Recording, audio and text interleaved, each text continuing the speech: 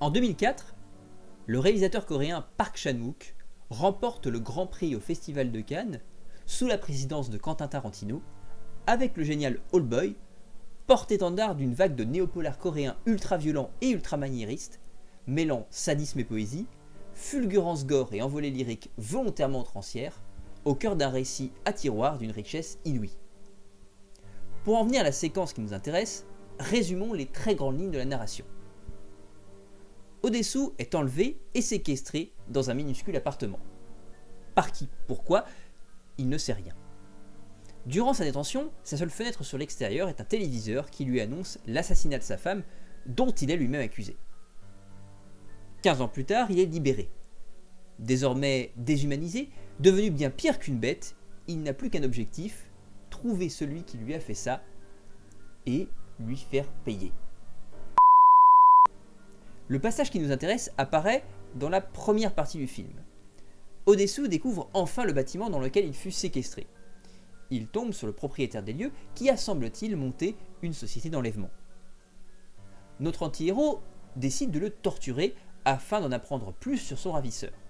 Il ligote donc le malheureux sur une chaise en figeant sa bouche grande ouverte, les lèvres retroussées vers l'extérieur, afin d'avoir un accès facile à ses dents, et tout cela avec du ruban adhésif. Dans un premier temps, l'appréhension. L'appréhension est créée chez le spectateur, il sait ce qui risque d'arriver, et ce à plus forte raison, d'autant plus qu'il sait que Oh-dae-soo est en possession d'un marteau. L'appréhension est la somme de toutes les peurs, dira Wittgenstein. Plan plongé sur la victime attachée, le bras d'Oh-dae-soo entre dans le cadre, il remonte sa manche et lui montre les nombreux traits barrés qu'il s'est tatoués au dos de l'avant-bras, symbole de ses années de séquestration. Je vais te faire payer mes 15 années de souffrance, à chaque dent arrachée tu vieilliras d'1 an. Son bras sort du plan, puis le marteau, côté arrache-loup, entre dans le champ et se cale autour d'une première dent. Le visage de la victime se fige.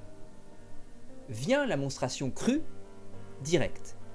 Plan très serré sur la bouche, le marteau chaussé sur la dent, la langue en fond, gigotant dans tous les sens. Puis le marteau déchausse progressivement la dent, du sang commence à jaillir de la gencive. Mais laissons l'imaginaire faire, ne lui imposons pas une image qui lui permettrait de se raccrocher à quelque chose, de se rassurer. Crescendo musical, le mouvement hiver des 4 saisons de Vivaldi, vient dès lors la suggestion. Plan contre-plongé de la place de la victime qui hurle de douleur, hors du plan donc, sur le bourreau concentré qui, dans un mouvement sec et violent, ramène de gauche à droite le manche du marteau. Ceci venant coïncider avec l'explosion musicale du morceau de Vivaldi.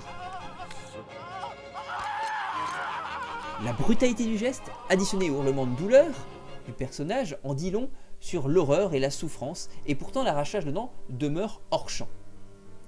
Enfin, une ellipse achève la séquence, suggérant le calvaire, les multiples ablations suivies, sans pour autant que celle-ci ne soit d'une quelconque manière montrée à l'image. Plan serré, en plongée légèrement débulée, sur le clavier d'ordinateur. Une dent sanglante y tombe, 5 y reposent déjà. Cet ultime plan apparaît presque brutalement, comme la chute d'une blague macabre. Ainsi, en alternant monstration, suggestion et ellipse, n'oublions pas une certaine ironie finale, lorsqu'O-dae-soo interroge sa victime, les dents étant explosées, il ne peut que parler avec difficulté. Il est donc sous-titré. En jouant sur une forme donc de dialectique, dont le principe organisateur est un découpage ultra pensé d'une précision extrême, Park Chan-wook atteint une tension rarement égalée dans ce type de séquence et arrive à créer, chose rare, du suspense dans la torture, s'amusant de manière sadique des attentes et appréhensions du spectateur.